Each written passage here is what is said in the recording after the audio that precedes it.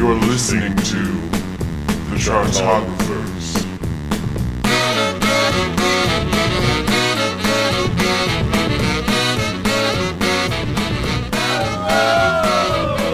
Everybody, you're listening to the Chartographers. It's that music-loving podcast for music-loving people, for people, all that stuff. So, guys, listen. We're going to take every single album by an artist. We're going to rank it worst to best. Forget the rest. It's what we do. It's what we are designed to do. It's kind of our thing. Basically. But here's the thing about it, though. We are going to get into it because we talked about Led Zeppelin and their worst to best albums so much and in such great detail, we couldn't fit it all into one episode. So that is why we have a part 2. And that is why me, Evan Sadi, co-creator Taran O'Reilly, and special guest guitarist and songwriter of the band Phantom Roar, Phil O'Reilly, new EP coming out on iTunes soon, is here in the studio because we have a lot more to say. Now, with Led Zeppelin, they have 9 albums. Yes, we counted Coda, I will say that. And we ranked 5 of them in the previous episode. How did they fall out? Where did your favorite land? I'm not going to tell you, but I will say, listen to that episode before you listen to this one, because holy shit, we got into it. We got into the details. We got into the minutia. We got into the, Lotharioism. I have 2 books that I was opening and reading, sort of, because I can't really read. Here's the thing about podcast magic. I will edit it out later. To be fair. Exactly. Yeah. So, well, but it's dim in here, too. I'm pointing to my brain. God. But, it's also Led Zeppelin, though. So, we are diving into it. We have 4 albums left to rank, and oh boy, it's gonna be a bloodbath. It's a real battle of Evermore in here. So, guys, listen. We have, of what we have left... We have Led Zeppelin 2 from 1969. We have Led Zeppelin 3 from 1970. We have Led Zeppelin 4 from 1971. And we have Houses of the Holy from 1973. So basically, all these things that were released together is essentially through our completely arbitrary but absolutely definitive ranking. These are basically kind of the peak era of what we have here. Yeah, so absolutely, I would totally agree. Exactly. So 70 to 73. Or 69 to 73. 69 to 73. 60, 73 to 9. Yeah, it's all good. If 6 was 9. 4 albums, 4 years. 4 rankings. Break it down. All right, so guys, listen. So we got these sort of things. We have a number 4 spot that is just screaming at us. So it's called So-So. And it really, we need to kind of figure out what it is. So listen, we have a guest in the studio. We have the wonderful, amazing Phil O'Reilly. I'm so happy that he's here. You've been amazing on the first episode. I hope you don't fuck it up on the second episode. But I do need to know. Sorry. Wow, guys. Jeez. I thought I was the guest, not the, target. So guys, listen. I want to know right now, though. What is, Phil, your personal nomination of the albums we have left for number 4 slot? Well, I want to say first that my initial rankings, when I first heard about doing this episode back in 2006, I ranked them right away, and that ranking has been tossed out the window within the first 15 minutes of the first episode. And here's the other thing, though, is that would you still kind of agree with kind of... Oh, yes. I think where it fell, I totally agree. I was swayed for sure. Yeah. But I'm just going to go... we're going to be swayed, too. That's the thing, yeah. I'm blue swayed? I'm going to go with... that's a band, certainly. Sure. Ooga Chaka. Ooga. When you're talking about Led Zeppelin's influences... Blue Suede, really half the bands on the Guardians of the Galaxy soundtrack. Blue Suede is one of those bands that you guys will get to in like your 10th season when you're like, what are we going to do now? It's like we're just out of artists. Yeah. We've done like 200 We've done episodes. every other band ever. Hey guys, what is Barry Manilow's worst album? Good lord. All right, so here we go. Number 4. My number 4 pick is going to be probably Led Zeppelin 3. Okay. Now, we talked about it a little bit in the last podcast. Yeah, like 45 minutes ago. You don't have to give the audience a timeline of when we record the podcast. They could be weeks apart for as far as they know. We have to. I've lived at this apartment for a month. The studio, this recording studio, I think you need to say. We actually flew you back in on the Led Zeppelin jet that they have. Yeah. We're really great with the whole... We're pals with them. Yeah, exactly. Yeah. We're pals with them and they're deceased. So, guys, listen. So, Led Zeppelin 3, again, a lot of people refer to it as their acoustic album, even though it's discussed in the last podcast. It is not really. I mean, it does have Hats Off to Roy Harper. Ow! There we go. So listen, we're 5 Clip minutes that. in. Can we? I think we can go ahead and put Led Zeppelin 3 unless there's any other objections in our number 4 spot. No, yeah, I think it should absolutely. When we're talking go about next. the 4 that we're talking about, it's got to be Exactly. Yeah. All right, cool. So in that case, just real quick right off the bat, number 4, Led Zeppelin 3. But now comes number 3, and I was about to make a joke of like number 3 is gonna be Led Zeppelin 4, but like then again, I don't know the other people's rankings. I don't want to say anything out of turn. So now I have to do. Listen, Led Zeppelin 2, Led Zeppelin 4, Houses of the Holy. They're fighting each other right now, and we have to kind of like steer them off in their corners. And I'm sorry, I am so sorry to do this, but Taran O'Reilly, what do you nominate for number 3? Led Zeppelin 2. Seconded. Yeah. Yep. Woo! Because I just, Yep. Yep. Damn. we will talk about the other two. Ziggity. I probably before we even rank any of these, but I just and it's so fucking good. That's the hard thing. I know. It is so I fucking know. good, but it's up against like 2 masterpieces. Yes. So Yeah. that's the thing Yeah. is that like obviously a whole lot of love, super iconic, even though like the middle section is just Okay, It's a but theremin we need to solo. we need to talk about the fucking middle section of Hold On Love and how it contributes to the track from its greatness. So, like, Yeah. you listen to Hold On Love, I mean, it is considered by That's- many the greatest yeah. Zeppelin song. You know, like, it is this classic groove. Baby! You know, like, it is this full-blown thing that it does. But this middle section here, they really didn't want to, like, the radio was really opposed to it because it's this very, like, lots of, like, echo, Sexually lots of... charged orgasmic sounds Yeah. with a theremin. Yeah, and Yeah. then I mean, he's not fucking the theremin as far as we know. But at the same time, though... at least not on this song. Yeah. Tune into the mini-sode when we Exactly. talk about having Right, sex with theremins. And Yeah. so, the thing is, though... Just so you know, he did some pelvic thrusts along with the thing. It was That pretty was magic. Like, correct me if I'm wrong, Atlantic actually put this out as an edited single, right? Yeah, against their wishes. Yeah, because the thing is, the contract that they signed initially with Atlantic gave them a lot of artistic liberty, including Right. deciding if they would ever Right. do singles, and they hated Ahmet singles. Ertegun. Atlantic They did the same hated thing with singles. Immigrant Song too. Yeah. Yes. That- That's what I was going to get to is they hated doing singles. They wanted to do Full album needs the to be full album, appreciated, not yeah. to go back to other things, but I personally think that's why Houses of the Holy, the song, is not on the record Houses of the Holy, because it sounds, then it would be, they don't have any title tracks, ever. Yeah. So that would be like a title track that's kind of too mainstreamy. Anyways, Whole Lot of Love, amazing song. The reason that I think it's worse, if you can even use it to describe that, than the other two... Moby Dick.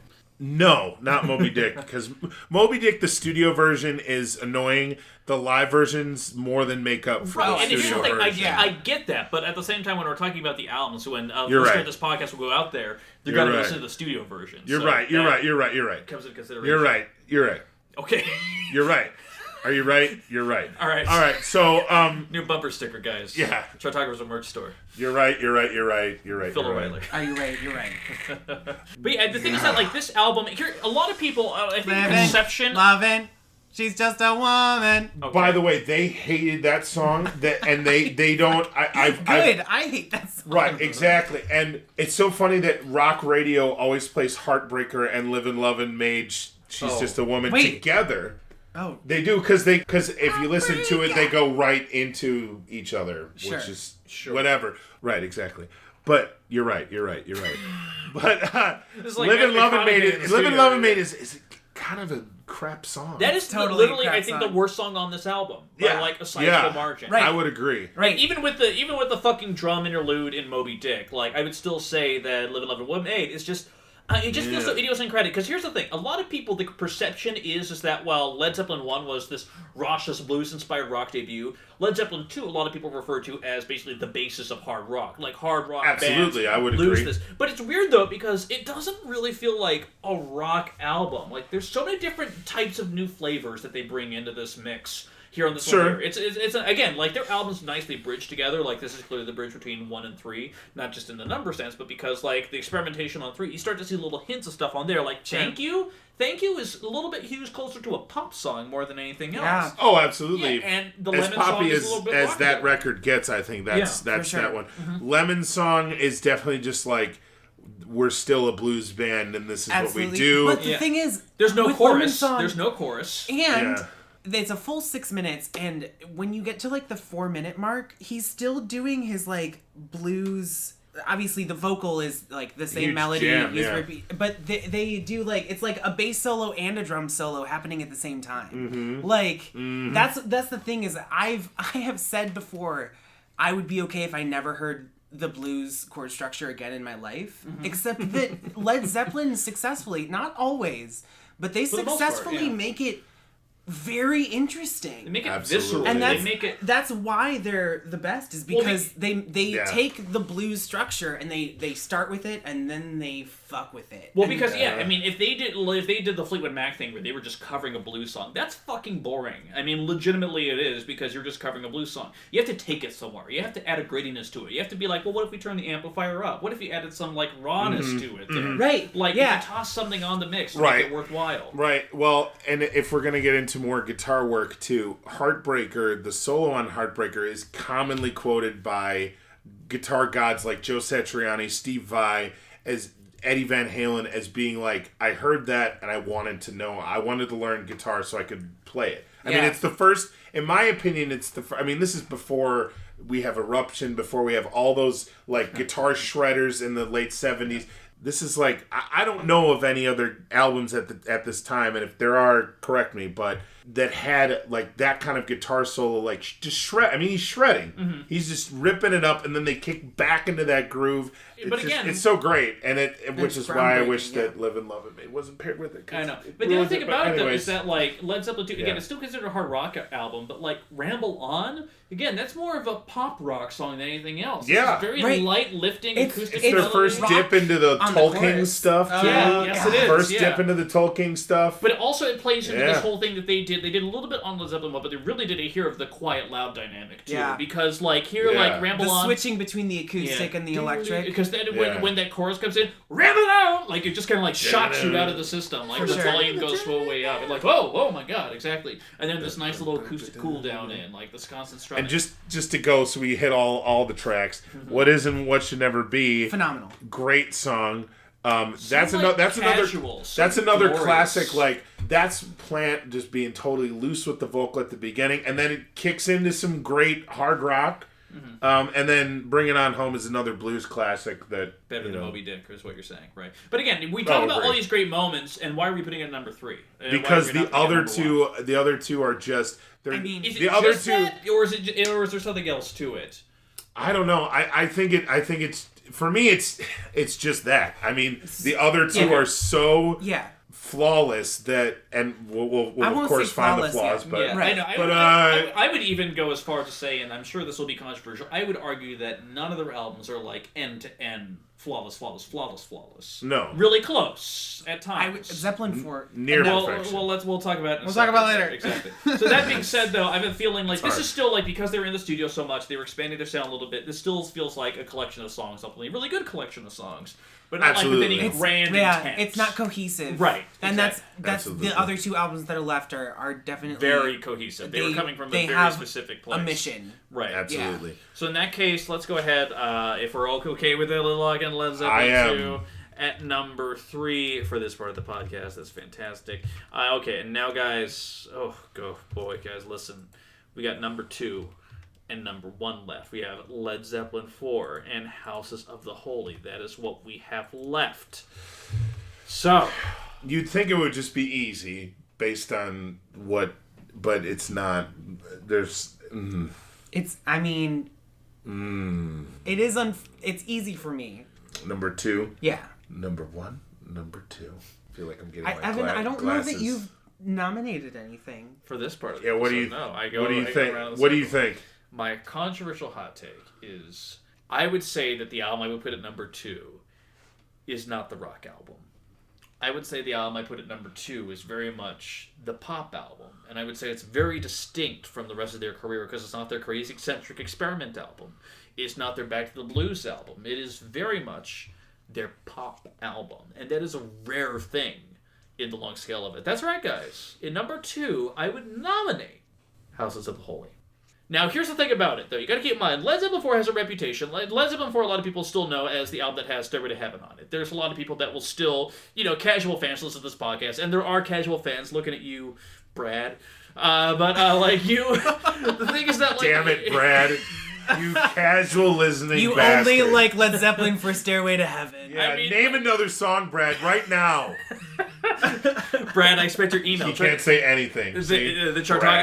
The Chartographers at gmail.com, Brad. Is Brad a real person? Or No. Okay. I'm just making sure. Well, maybe there's a guy named Brad that's going to listen. There might be. Listen, we have thousands of plays. That's all I'm saying. I will agree with your choice of House of Holy Head 2. I will agree with that. But let's get into a little bit into why. Because Led Zeppelin 4 was very much... when you think about the self-titled albums and what Led Zeppelin 4 / Four Symbols / Zoso / whatever the fuck you want to call it. Untitled. The thing is that it was very much... I would say Led Zeppelin 4 is the culmination of everything they had done in the previous years. Yeah. And I mean that truly because, you could argue, a lot of stuff there points to the future. No. It really feels like the best possible iteration. It has the blues. Right. It has the classic, epics. It has the acoustics. And it does every one of those things the best they've ever done it. Absolutely. I mean, from the opening of, hey, Mom, I said the way. I mean, and then just, it starts with, when I've right. Well, let's just say it. Black Dog. Led Zeppelin 1 through 4, they knew how to fucking open an album. The opening tracks, Good Times, Bad Times, Hold Lot of Love, Immigrant Song, Black Dog. Fantastic. They argue were the band that knew how to open an album. And I would even say, since we're talking about it, I would even say Song Remains the Same as a great album opener, too. Yeah. Because it has so much energy. Yeah, absolutely. They originally wanted to call it the Overture and make it an instrumental, but... Interesting. Yeah, which I think... I could see how it works because Plant's vocal doesn't come in until, the 2-minute mark. I mean, they have that whole ripping thing. Yeah. But, again, Black Dog, you hear, the tape sound at the beginning, the one. It's almost like you're revving up for the greatest rock album ever. I love it's just Immigrant Song has the same thing. Yeah, it has the little right. Yeah. And it's if you have the volume up loud enough, you're like, oh shit! Yeah, again, we building into it. Agreeing that they know how to open a friggin' album, but the thing is, House of the Holy. It barely, and I mean this in a completely different way, it barely has, rock songs as you know them from Led Zeppelin on there. Yeah, I would agree. Such a crazy amount of different styles. I mean, infamously/famously, Do Your Maker, which is basically reggae. a goddamn reggae song. Fucking hate it. That is what's so funny is that when I talk to your dad about, we're cousins, his dad is my Uncle Ned, about Led Zeppelin, he said the only Led Zeppelin song I like is Do Your Maker. I'm like, oh, so you don't like Led Zeppelin? Got it. That's the thing. Quick side note. Obviously, from that story, I grew up in a house that was not a Led Zeppelin household, and I actually...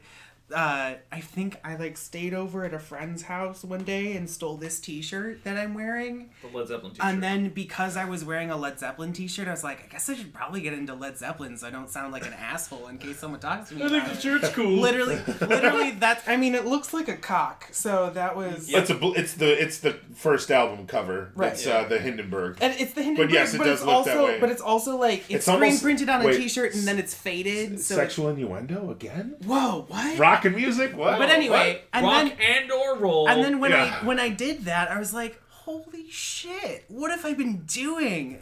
That was what have you missed? 5 years ago. But and still, you missed Do Your Maker. Right. So you have reggae, you have the grunge, which is their tribute to James Brown. I don't like that one. I either. love the grunge. I like it again because I'm not gonna lie. I like it because.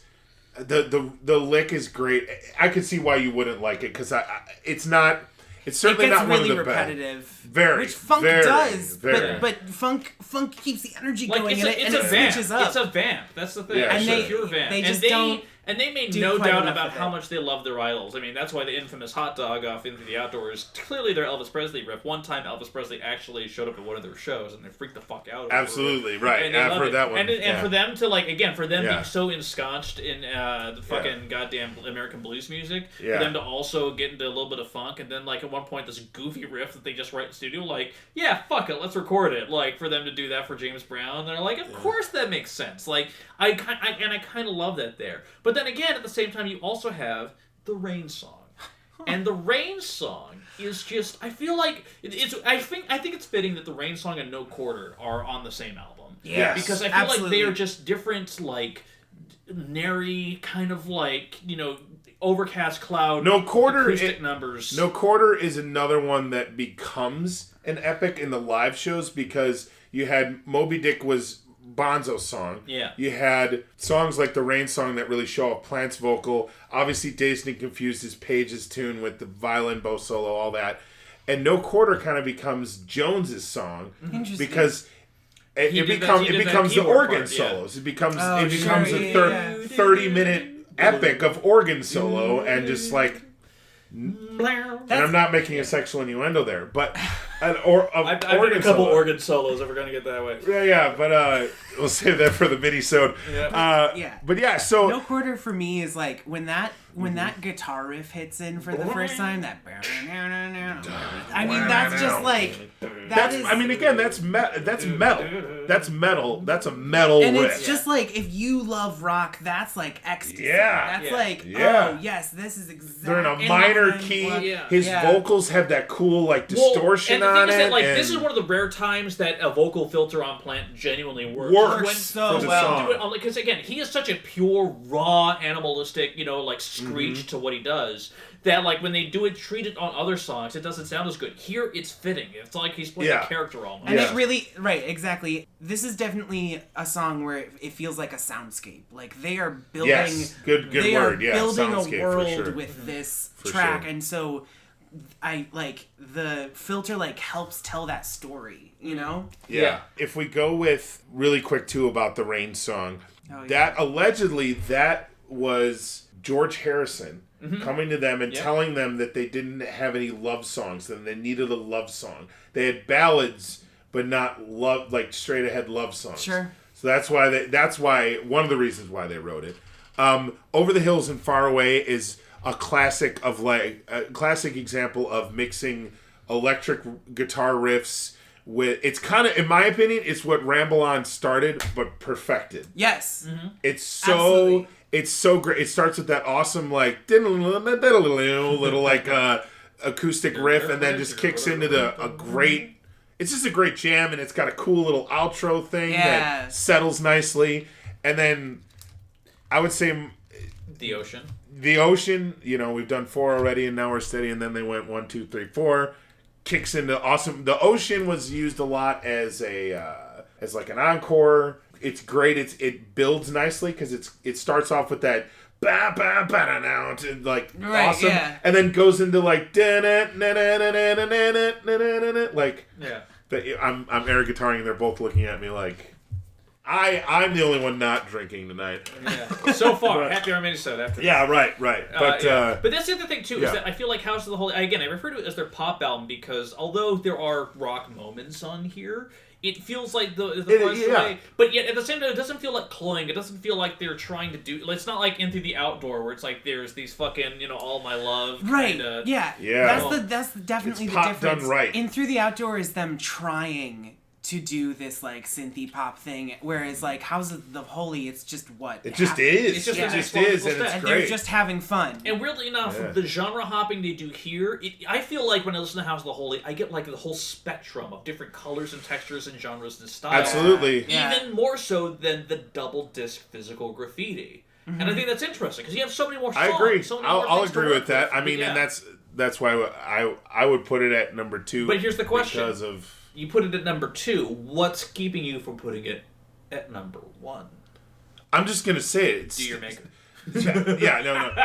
Oh, what's bad about this, or what's good about Led Zeppelin 4? What do I like better about Zeppelin 4? I'm just curious. That's a question. I'll throw it out there. I don't care if this is. I'm not a casual Led Zeppelin fan. We've established that in part 1. I was gonna say we've established that 3 hours ago, but John Bon Jones, Stairway to Heaven. It overplayed, sure. Yes. It's easily in the top 3 greatest rock songs ever written. Period. Yeah. And that to me is, I'm like shaking talking about it. That to me is why that album is what it is.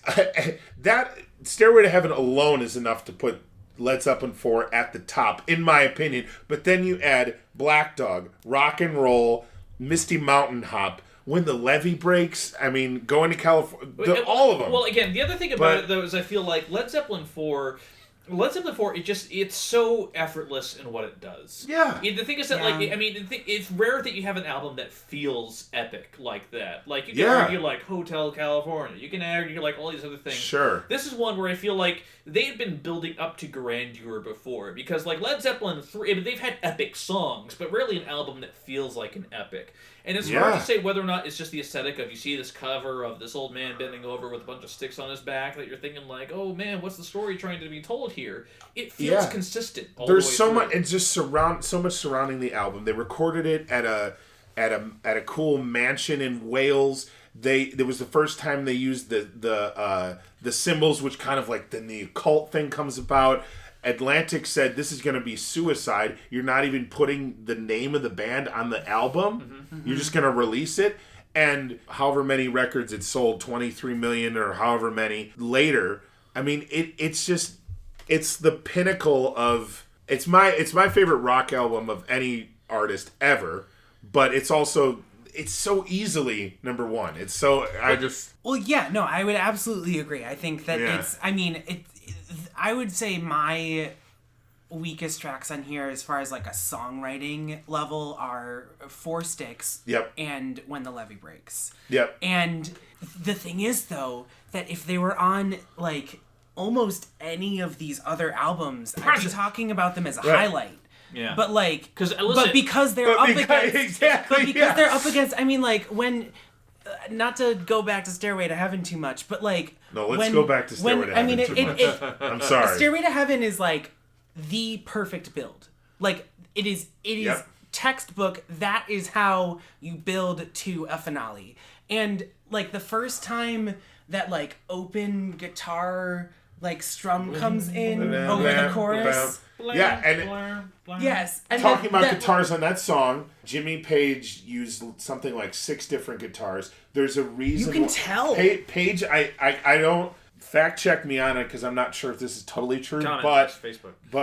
But I think Page was the first one to ever use a double neck guitar, and the reason that he used it was because of Stairway. He wanted to be able to play it live, so he needed a 12-string and a 6-string in order to play it. Yeah. Which comes back later on House of the Holy, because Song Remains the Same has a 12-string on it, and then they would usually go from Song Remains the Same into Rain Song, so they need the 6-string for that. Stairway to Heaven, again, I'm sorry, we can go back to it because... The actual full band comes in on the 6th fucking verse. Yeah, exactly. 6th!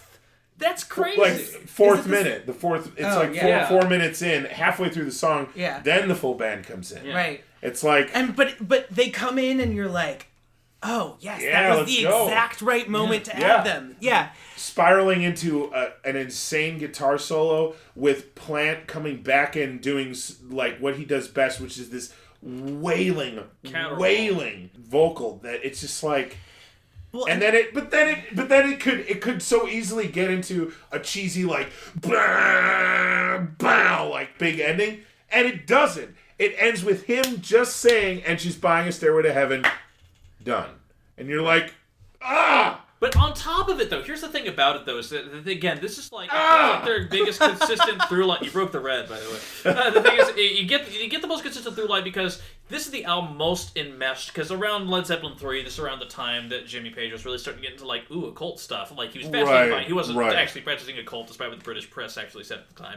But the thing is, like, here, this has, the most Tolkien references here on an album there. Sure. And the thing is, they could actually, I mean, Battle of Evermore, Misty Mountain Hop, they could get away with that shit, because what are the first 2 tracks on this album? Like the full sweat groove of Black Dog, and then you follow that with rock and roll. After you establish your boner rock credentials, you have permission to do anything you want after that, and they use that permission. The thing about rock and roll too is that it's a very, again, it's like for the first little bit, it's like a very classic like early 60s style, but you still have Plant doing his like screaming vocal, and then they start adding just the tiniest little elements where you're like, these guys are such fucking great musicians, and not just like great songwriters, great rock band. Like the technical skills that these players have are so impressive, and you hear it just like. My favorite part of rock and roll is like the last 10 seconds where it's like really awesome drum fill, insane guitar lick, and then it's over. Like, and I'm just like, see, that's the thing. That's what makes this album, and I mean their whole discography, but like especially this album in particular so awe-inspiring, is because they take sounds that you've heard and then they just add that like little extra twist to it, and so you're just constantly enraptured, and that's what makes like great pop music or really great any music, is when it does what you're expecting and then there's that little element of change. But even with that though, I feel like genuinely, and I don't mean to overpraise the guy, but Robert Plant was the key element to all of this, because you listen to any of these songs by itself, these whimsical folk numbers and old school rock and roll numbers, and the thing is that like they're quirky and idiosyncratic and just very, you know, sometimes bubbly, you could even argue at certain points. But at the same time, when you have that full-blown scratch of his vocals soaring over all of it, that just makes it, again, seem badass and, like, Lothario-driven. Like, it's just, it gives that permission slip to so much. But then in the same record, same record, he can have the, like, sexual swagger of the first two, and then Battle of Evermore is like a mystical kind of folky thing that, like, has their only guest vocal, Sandy Denny from Fairport Convention, and it's the perfect use of a guest vocalist too, because it brings an element that absolutely Robert Plant couldn't have provided, just because it's this classic like late 60s folk, like like they had a very specific way of pronouncing things, right? And it's so and so the fact that she brings this in and pairs it with all this like Tolkien imagery, it makes it feel even more mystical. If you guys want a good laugh, look up any bootleg from the 1977 tour where John Paul Jones is forced to sing Sandy Denny's part. No! John Paul Jones is a great bass player. He's a great mandolin player. He's even a better keyboard player. But the singing, not so much. But then just to finish my point, then you also have the fact that he's got Going to California, which is allegedly a tribute to Joni Mitchell. And I feel like that's the underrated gem of this album. And but it's gentle. It's a gentle. I'm sorry, I've interrupted you like 7 times. It's okay. You guys, you're in the middle of. You asked me here. You're in the middle of a rant. It's my fault. Yeah. You asked me here, but anyways, it just shows like his subtlety. So if we're talking about your point about wide range of vocal ability, this is it. Yeah. This is the record. Yeah. Sorry, I'll shut up. No, I was just going to say it's funny. Going to California, absolutely, I can hear the Joni Mitchell influence. But that's also, I mean, the Battle of Evermore, her vocals on that are absolutely, like, Joni Mitchell indebted. Well, I mean, too, he's singing, I think he's actually singing about Joni Mitchell. That's what I've heard, that he's singing about her in the song. But yes, you love Joni Mitchell. Prince loved Joni Mitchell. I mean, everyone wants to Going to California for me is like it's like the like next step on the That's the Way journey. Like Going to California, it just has that like little bit like further improvement in his songwriting capabilities and his ability to emote. And I think part of what makes this album so brilliant is, I mean, you have Stairway to Heaven and Misty Mountain Hop as the centerpiece. And Misty Mountain Hop is, like, insane. Yes. As far as, like... joyous. Like, a pop song, like... Well, and even just the verse melody. Like... Oh, yeah. Like... Yeah. It's so... It's, like, that... The verse... That verse melody is like, what are they doing? And it has so much, it's like major key, but it still manages to have tension because they're doing those little half steps. Yep. And then he's just screeching. And then when the chorus comes in, it's like this release, like, oh yeah. I really don't know. That one's not sexual innuendo. That's talking about getting high. Oh, In case you guys knew that. Well, good. Very cool. I don't know if you guys knew that, but Oh, well, now I know. Now I'm not going to listen to this I devil mean, band yeah, anymore. those- This Satan band. Those hobbits, Christ, those devil hobbits child. like their special tobacco for wink, sure. wink, fifth breakfast. Anywho, but the other thing I want to say, though, is I feel like that's not the first time you said the phrase "wink, wink, fifth breakfast." But anyways, ask my lovers. So the other thing I will say, though, is that when the levee breaks, there's a couple things about that song that are interesting because you Yeah. can basically argue that because it's so groove based that it's basically. They perfected what that aesthetic was on Kashmir 2 albums later. Sure. Because it's basically kind of the same thing. Yeah, But a little also, bit, yeah. first off, that opening drum break, the most sampled drum break of all time. boom, boom, ding, and then the the most harmonica sampled coming in with Yeah. the slide Except here's the guitar. thing. That harmonica slide guitar combo. Have you ever heard a harmonica sound so epic? I know. Sounds like, I know. I mean, basically, it's like all encompassing. It's almost like Yeah. this metal symphony. And that's, I mean, Yeah, a little I think- bit. Yeah. There's so many times we've said it a bit, but I think we Mm-hmm. can't overstate just how good of a studio producer Page is. Yes. Well, Like, if we want he to talk, brings the yeah. most out of each sound. If we want to talk Levee Breaks drum intro, the story behind it, and I'm just saying it. If you guys know it already, that's fine. I'm saying it for For our listeners. our listeners. They used that mansion at Headley Grange to record the entire record, and they were shipping in the drums, and Bonzo's drum tech set up the drums in the entrance hall. Just set them up because he was moving them in, set them up, and he was going to move it to where they were going to record. So Bonzo comes in and just starts playing, and he's playing around, and it's this cacophonous. That's not like a studio effect. That's the live drums in this however 30-foot ceiling of mansion, and just like I'm air drumming now. You've done all the air instruments right now. I've played them all, but Your that's harmonica.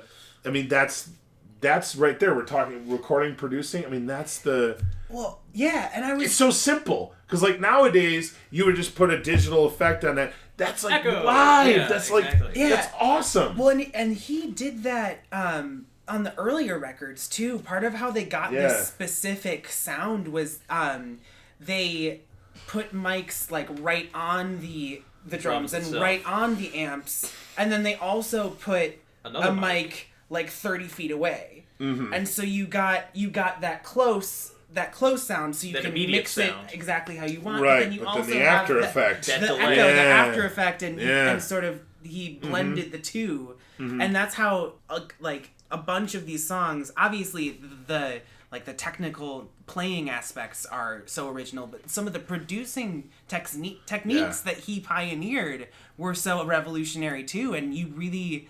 That's why these sound like nothing else that was happening at the time. Absolutely. And last random Headley Grange Yes. fact: Black Dog is called Black Dog because while they were Right. recording it, There a was a black dog. Oh, I thought he walked died by. at the estate. Oh, I thought he walked by, but who knows? Listen, we have contradictory amounts of evidence as to why the song is called what it is. They're It's urban. Still, they're urban it's still legends. about banging a hot chick, all right? Let's Well, be yeah. real. I mean, that's the thing. a given. You know, it's a Led Zeppelin song. Gonna make you Let's be sweat. real. Gonna make you groove. Yeah. Oh, I thought they were just referring to dancing, wild hedonistic dancing. You know, at the sometimes clubs. when a man and a woman love each other, Evan, they do a special dance. It's called Six Breakfast. Yeah, called Sixth Breakfast. Yeah. Wow. But anyways, I think that's a good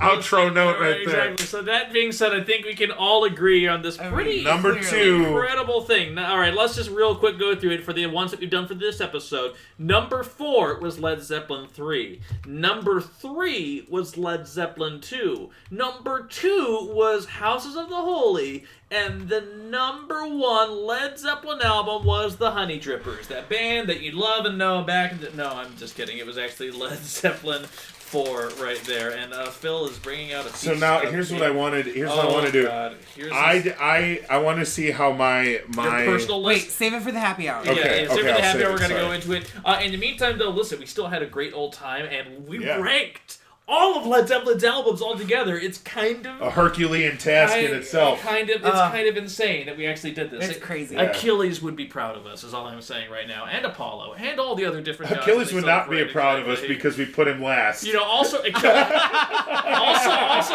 fun fact. I don't know if you know this. Achilles is fucking dead, so I don't know how smart he is anyway. Right. That being said, though, Phil, You're being a real heel.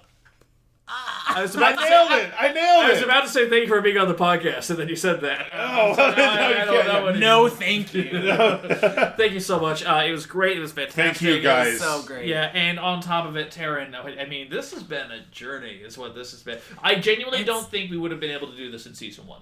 I don't think so either. Yeah. I don't think so either. I don't think I would have been as open to it as I was. Yeah, and now... And I'm like a full blown. I fucking love Led Zeppelin. And you know what the But, great like, thing about Right. this is, though? I'm pretty sure that the fans listening absolutely agree with us on every single thing that we've said all together. So I'm not expecting anything to show up in our Facebook comment page at all whatsoever, agreeing or disagreeing, because you're just going to agree with us all the way straight through. If by some goddamn reason you disagree, let us know. Or leave a ranking on iTunes, or favorite us on Stitcher, or do any of the other fucking podcast networks we're part of. There's like 8 of them. I don't fucking know. That being said, though, we have a happy hour mini-sode coming up right after this, so we're going to talk about so goddamn much more. Phil's going to read all of his books to us verbatim. It's going to be fantastic. In the meantime, though, keep on listening, because you know that we'll be. In the meantime, we'll talk to you soon, guys. Thank you so much. Goodbye. Thank you. Goodbye.